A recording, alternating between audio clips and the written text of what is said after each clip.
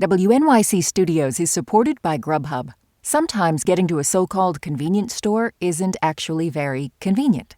But now Grubhub delivers from local convenience stores. Whether you're in the market for snacks, paper towels, or drinks, Grubhub delivers them right from the convenience store to your door. The Takeaway is supported by Progressive. Are you thinking more about how to tighten up your budget these days? Drivers who save by switching to Progressive save over $700 on average, and customers can qualify for an average of 6 discounts when they sign up. A little off your rate each month goes a long way. Get a quote today at Progressive.com. Progressive Casualty Insurance Company and Affiliates. National annual average insurance savings by new customers surveyed who saved with Progressive between June 2020 and May 2021. Potential savings will vary. Discounts vary and are not available in all states and situations. I was the black man accused of raping and murdering her. And in prison, that was a no-no. This is The Takeaway. I'm Melissa Harris Perry. You just heard audio of Darryl Hunt speaking in the 2007 HBO documentary, The Trials of Darryl Hunt. The feature documentary follows Hunt's story. He's a black man who was twice wrongfully accused and convicted for the brutal rape and murder of Deborah Sykes, a 25-year-old white woman working as a copy editor at a local newspaper here in Winston-Salem, North Carolina, back in 1984. At the age of 19, Hunt was wrongfully convicted to life in prison, and he spent the next 19 years of his life there until DNA evidence exonerated him in 2004. After he was exonerated and released, he became an advocate for incarcerated people, as well as those re-entering society after years of incarceration. And then, tragically, 6 years ago this past Sunday, Hunt died by suicide. His story is a reminder of the injustice of our criminal system and how traumatizing our carceral system can be, even for those who seem to have found a measure of justice. Phoebe Zerwick spent years investigating and covering Hunt's case. She wrote an 8-part series for the Winston-Salem Journal in 2003 that led in part to Hunt's exoneration. Today, she's the director of the program in journalism at Wake Forest University, where I also teach, and she's author of Beyond Innocence, the life sentence of Darryl Hunt. Darryl Hunt was a 19-year-old teenager living in Winston-Salem in 1984 when a young white newspaper editor was attacked and raped and murdered, stabbed to death right near the newspaper office. And he quickly became a suspect through sort of some series of fluky incidents. And essentially, the moment he was arrested, his conviction was all but inevitable. And he was convicted in this rape and murder, sentenced to life in prison. He almost was sentenced to death, by the way. He was railroaded in another earlier murder. So for a while, he was facing 2 murder charges. He turned down a plea agreement in 1990 that would have allowed him to go free, but he would not plead guilty to something that he had not done.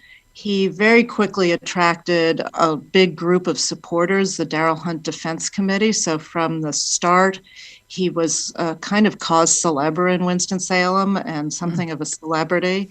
He fought for his innocence for almost 20 years. And then in 2003, the crime was finally correctly solved with the DNA evidence that identified the true culprit.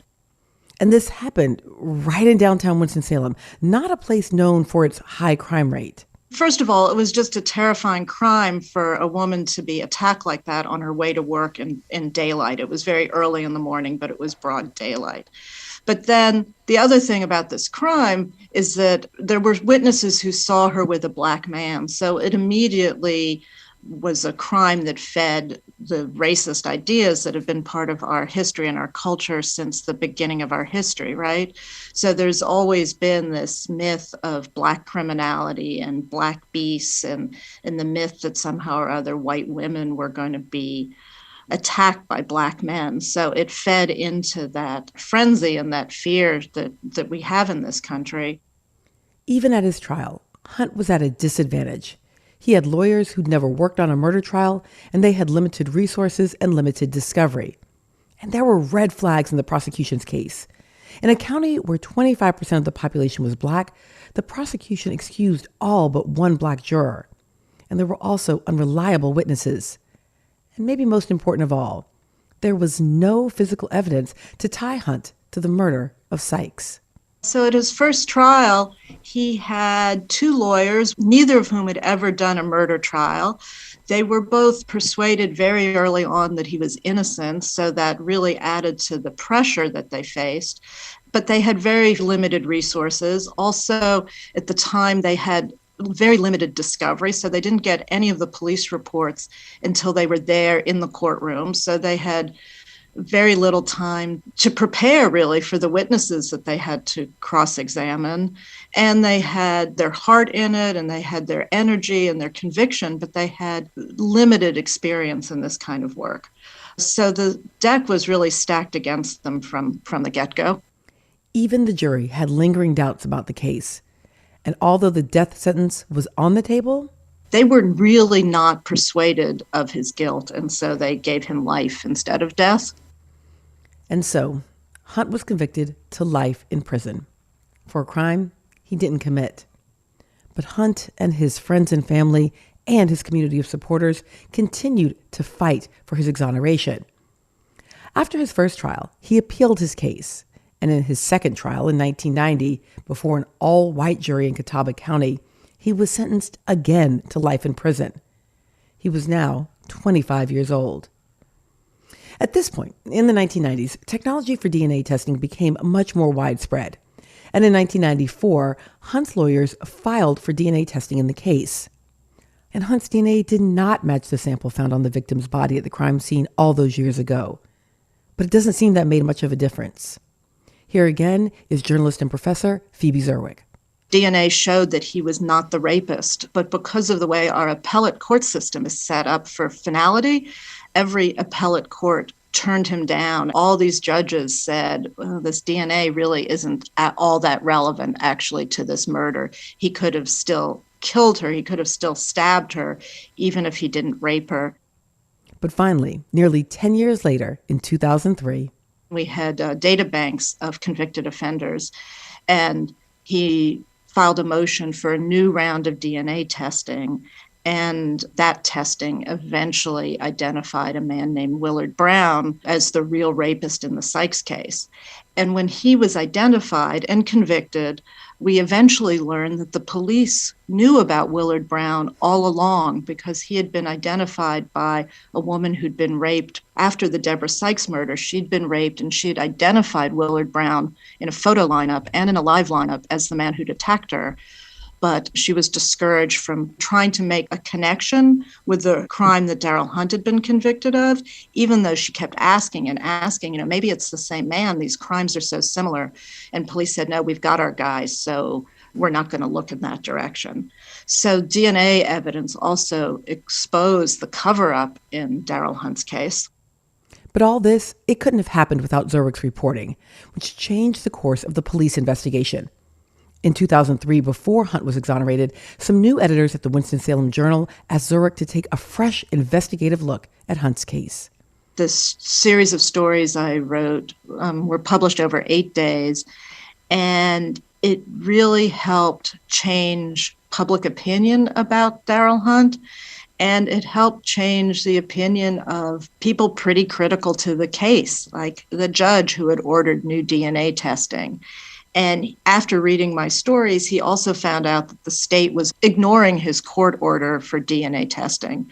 And because of the work I did, he threatened to hold the state crime lab in contempt of court if they didn't quickly go ahead and do that testing. The work I did also led me and the police to take a new look at this rape that I mentioned earlier. And I wrote a little bit about it in the end of the series, but it also meant that I had the name of the man she identified, and the police had her files pulled up. And so when they did finally this new round of testing, they found a partial match with the brother of this man, Willard Brown. And a partial match is meaningless, but because of my series and because of the judge's interest, they went ahead and looked at the brothers of the man that had the partial match, and they I found Willard Brown by a miracle. He was in the county jail on a probation violation. They had no real grounds for a search warrant, but they went and talked to him and they gave him a cigarette, just out of TV, basically. And he dropped the butt on the ground. And so that was fair game.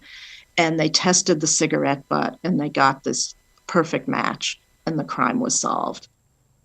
And after 19 years in prison for a crime he didn't commit, Darryl Hunt was a free man. Last week, we passed a grim milestone.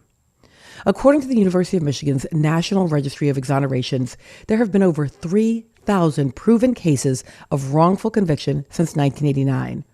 That's more than 26,000 years of human life lost to false imprisonment. And exoneration is not easily accessed or even often fought for in the U.S. criminal legal system. Darryl Hunt's story is just one example. I mean, he was convicted twice of a 1984 North Carolina murder that he didn't commit. Even after DNA results showed his innocence in 1994, it still took more than a decade of legal appeals to have him walk free. But despite the hurdles he faced in his life, or maybe because of them, Hunt became an advocate for criminal justice reform. And he helped those who were re-entering society after time spent in prison. After his exoneration, he really almost immediately became an advocate.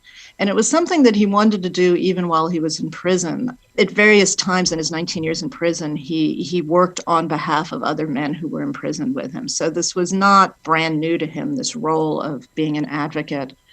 He was featured in a marvelous HBO documentary called The Trials of Darryl Hunt, which really put him on the national stage, even international stage. And he worked to lobby against the death penalty, for reforms in the way investigations are conducted.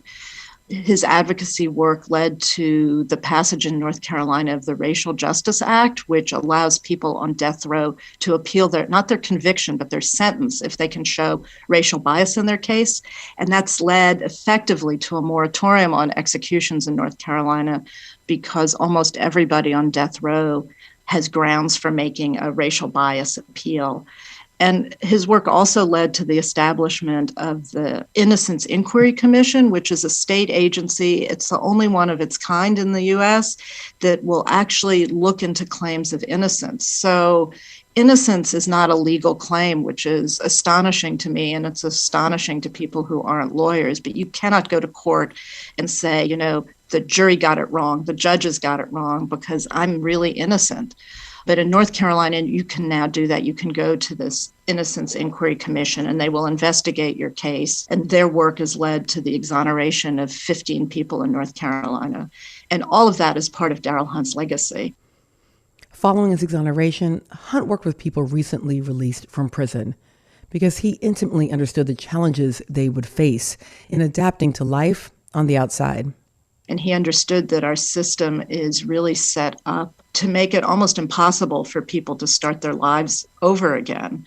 The subtitle of the book, The Life Sentence of Darryl Hunt, really comes from an interview that he gave in 2007, where he talked about the idea that once you have a criminal record, you're carrying that with you for the rest of your life. So regardless of the number of years you've spent in prison, any criminal record really acts as a life sentence because it prevents you from all the ordinary privileges that the rest of us have. I mean, many states, you still can't even vote if you have a criminal record, but you're also blocked from many, many jobs. You can't live in public housing. You can't apply for a student loan. In some places, you can't even be licensed to be a barber or a hairdresser. And so Darryl devoted much of his energy working one-on-one with people coming home from prison in Winston-Salem and trying to help them get jobs, trying to use the influence that he had, the social capital that he had, to sit with people and help them readjust in a world that really he knew didn't want them. But while he had dedicated his life to helping others, Hunt was facing his own trauma after nearly 2 decades of wrongful imprisonment. By 2016, he and his wife were divorced. And he had moved to Atlanta and he was telling people that he had terminal cancer. And he came back to Winston-Salem. I remember seeing him at the very beginning of 2016, he came to speak with my students at Wake Forest, and I knew that he was telling people he was sick, and he looked thin, but he looked healthy. And I commented on how glad I was that he was back in town. And he said, well, it's good to be back among people you know who love you. If I'm going to die, I'd rather be here. And I took it as the words of somebody who is facing an illness with stoicism. He had this grace and dignity around him, and those words just seemed to fit the way he'd conducted himself. But it turned out that he was really struggling psychologically and had been for a great many years. He gave hints of that in interviews, but I think I know I didn't pick up on it, and people close to him who knew that he was struggling, I don't think they knew the deep despair he was in. And he was found dead early on a Sunday morning with a gunshot wound in his abdomen in front of the Coliseum in Winston-Salem in a kind of rundown shopping center. Darryl Hunt died a free man, but he faced physical and mental challenges re-entering society after nearly 20 years of incarceration. Here's an excerpt from Hunt's diary, read by Professor Phoebe Zurich. He wrote this around 1994, after he was denied a new trial, even after testing showed that his DNA did not match the sample found on the victim's body.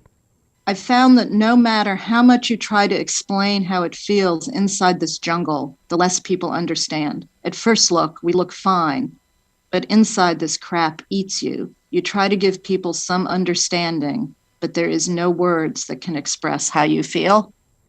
Even after Hunt was exonerated, Zurich described the continued trauma that Hunt faced. When he was first arrested in the warrant's office in Winston-Salem, they used to put people in a kind of, I've never seen it, but it was a cell, but it really looked like a cage because it was just in the warrant's office. And they would invite journalists in to take pictures of the person they just arrested. And Darryl, to keep his composure, he stared at the socks of one of the reporters that was in that room staring at him. The socks were lime green. And years later, when he was out of prison and he was doing his advocacy work, he was in a hotel lobby in Washington, D.C., and it was decorated with all kinds of neon lights. And there was a light that was lime green, and that took him back to that moment of his arrest. And he had a all-out panic attack. And he was with his attorney, Mark Rabel, who noticed. And, it was clear to Mark that Darryl was suffering from probably PTSD. But Darryl always told people that he could handle it. And I think people believe that he had survived and seemed so resilient all these years. I think people believe that he would be able to handle all these setbacks. Darryl Hunt is not alone in the challenges that he faced following his time in prison. So the takeaway spoke with someone who works directly with individuals who are wrongfully convicted. My name is Susie Salami. I'm the director of social work at the Innocence Project. Salami explained how her clients feel after coming home from prison. The initial reentry process, it's traumatic for anyone. I mean, it's simultaneously exhilarating, the thing they've been waiting for, usually for decades in our particular population. But it also is terrifying because most of the time people have been institutionalized for having been inside and controlled for so long. So it's this, revelatory freedom moment combined with what do I do now? So where do I live? How do I take care of myself? How can I provide for others if they are in charge of that? How do I get a job? How do I get basic necessities? Where do I get that money from? Who's going to hire me now? And then, of course, how do I deal with the trauma? It's a unique set of challenges brought on by a deep sense of what was lost. When I look for therapists, for people to get into therapy with, for our clients who are exonerees, I actually will talk to people who've worked with torture survivors, because we're talking about people who've been contained unwillingly in a cell with little movement, usually maybe an hour a day, and all of their rights taken away from them. So the level of hypervigilance, the level of usually compounded trauma, because most people go in with a level of trauma from their own experience beforehand, and the lack of care, right? It's not like they're getting holistic services while they're inside. That's dealing with the mental health issues that may arise, the PTSD, other undiagnosed mental illnesses that might have possibly occurred beforehand that are compounded, dental care, medical care, all these things. So when you are leaving and those things have gone untreated for so long, there's a sense that you're afraid to show the world all these things that have happened to you and to show the world that you may need some support and some help. The trauma could really be endless. And I think it's added up by how many years you've been inside. And then also you have to take into account what happened beforehand. And Salami says hope can be a powerful coping mechanism. It's very difficult to believe and have hope and not turn that into bitterness and anger for anyone, but especially people who have been wrongfully convicted. Miraculously, a lot of what I've seen are people who somehow inside figured out that they would survive on hope, that they would allow that hope through the letter writing, to reaching out to the Innocence Project or other organizations to help them survive through this ordeal. And so when they actually do become exonerated, do become released, there's a euphoria that exists, and that pushes them through the finish line. But then there's actually the work that needs to be done, because if you've lived for that moment for decades, what happens next? So that's where we sort of come in as a social work department, helping exonerees re-enter in a world that, shunned them and shamed them and told them that what they had done was actually not what they did, and never believed them. So now we do, of course, and we're trying to help them restore their freedom. Darryl Hunt, he'd held on to the hope that someone would acknowledge his innocence. But for some, that feeling of euphoria or hope, it's just not enough. There's a high level of depression, anxiety, and for anyone who's experienced prison, and especially for decades at a time, that have gone untreated, there aren't very healthy coping mechanisms that are able to be engaged right away, right? So if there was a substance issue before they went, or even while they were inside, it might be exacerbated. That in combination with feelings of depression, anxiety, and just hopelessness, ironically, after freedom, can lead to suicidal ideation. I would say most people have a remarkable outlook because now they've achieved this thing they've long waited for. But, they're like anybody else. When you deal with life on the outside as well, after having that trauma, it's tough. It can be really tough. And if you don't have resources, if your life was taken from you for 10, 20, 30, sometimes 40 years, how do you rebuild? A lot of the process for our exonerees is actually just grieving. The grief is in part about grieving their possibilities, grieving the life that was taken away, and the time that they will never get back.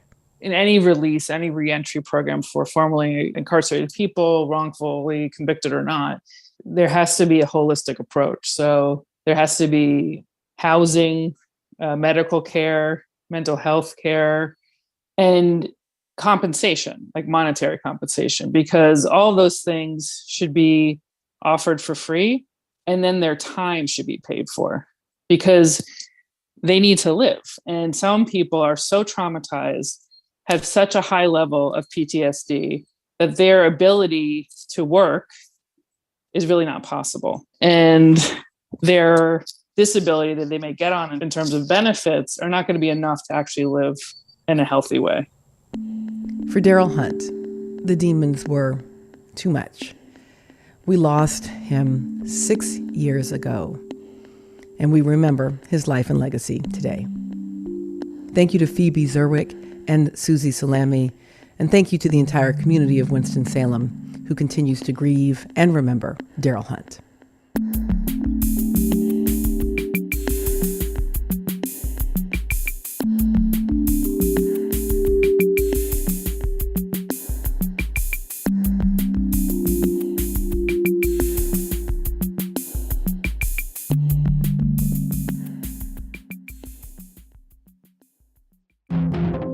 This week on the New Yorker Radio Hour, an honest conversation about returning to the office. Forced communal lunches, or the strongly suggested communal lunch, open floor plan, Coming back to work is partially about surveillance and micromanagement, and people of color feel that in a different way. Everybody feels it, but people of color feel it in a different way. That's the New Yorker Radio Hour from WNYC Studios. Listen wherever you get your podcasts.